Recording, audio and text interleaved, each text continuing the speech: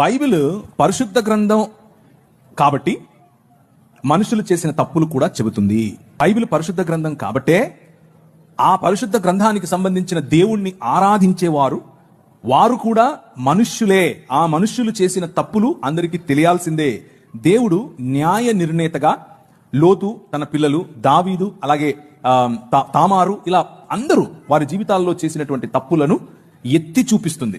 మొత్తానికి బైబిల్ ఏం చెప్తుంది అనంటే, దేవుని రాజ్య వారసులుగా కాకుండా సొంత రాజ్య నిర్మాణాలు, సొంత ఆలోచనల్లో బ్రతికితే మనిషి ప్రతి ఒక్కడు పాపమే చేస్తున్నాడు అన్నది చెబుతుంది బైబిల్. దానికి మినహాయింపు కేవలము యేసుక్రీస్తు మాత్రమే. మళ్ళీ కొత్తగా ఒకరు వచ్చి చెప్పక్కర్లేదు మనకు, మీ దావీదు ఇలా చేశాడు, ఆడు ఇలా చేశాడు. మాకు తెలిసేది, వి నో దట్.